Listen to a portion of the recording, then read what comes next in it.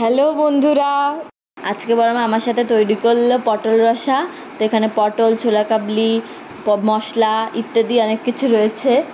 তো এখানে তেল দিয়ে দিল বড় মা, তারপরে এখানে হালকা করে জিরে দিয়ে দিল, তারপরে তেজপাতাগুলো বের করে রাখলো, তারপরে পটলগুলো দিয়ে দিল, তারপর একটু নাড়াচাড়া করে নেওয়ার পর লাল লাল করে ভেজে নিতে হবে। ভালো করে নাড়াচাড়ার পর ঢাকনা দিয়ে রেখে দিতে হবে কিছুক্ষণের জন্য। তারপরে হালকা হালকা যে সময় লাল লাল হয়ে যাবে তখন ভালো করে আবার নাড়াচাড়া করে দিতে হবে। ভালো করে নাড়াচাড়ার পর এক এক করে সব আলু দিয়ে দিতে হবে পটলের মধ্যে, তারপর ভালো করে নাড়াচাড়া করে নিতে হবে। তারপরে ঢাকনা দিয়ে খুলে লাল লাল করে ভাজার পর নিয়ে নিতে হবে। তারপরে লবণ দিয়ে দিতে হবে অল্প, হলুদ অল্প দিয়ে দিতে হবে। তারপরে হালকা করে আবার নাড়াচাড়া করে নিতে হবে। লাল লাল হয়ে গেলে কড়াই থেকে বাটিতে নিতে হবে পটলগুলো। তারপরে কড়াইতে আবারও সাদা তেল দিয়ে, জিরে দিয়ে, তেজপাতা, শুকনো লঙ্কা দিয়ে নাড়াচাড়া করে নিতে হবে। তারপরে পেঁয়াজ কুচি দিয়ে দিতে হবে, পেঁয়াজটা ভালো করে নাড়াচাড়া করে নিতে হবে।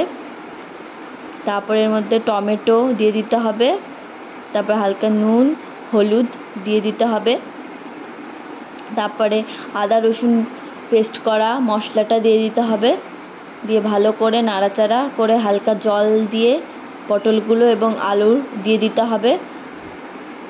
তারপরে ছোলা কাবলিগুলোও দিয়ে দিতে হবে, একসঙ্গে ভালো করে নাড়াচাড়া করে নিতে হবে। ভালো করে নাড়াচাড়া করতে হবে। তারপর অন্যদিকে গরম জল বসিয়ে নিতে হবে। তারপর ঢাকনা খুলে একটু হালকা নাড়াচাড়া করে নিতে হবে। তারপর সেই গরম জলটা ওই দিক দিয়ে দিয়ে দিতে হবে। তারপরে ঢাকনা খুলে একটু নাড়াচাড়া করে নিতে হবে। তারপরে একটু হালকা চিনি দিয়ে দিতে হবে। তারপর গরম মশলা দিয়ে দিতে হবে।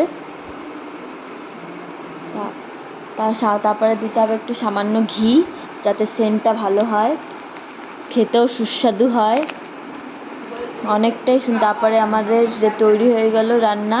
চাল কুমড়ো দিয়ে সবজি করেছিল বড় মা। তোমাদের রান্নাটা ভালো লেগে থাকলে লাইক সাবস্ক্রাইব করে যেও।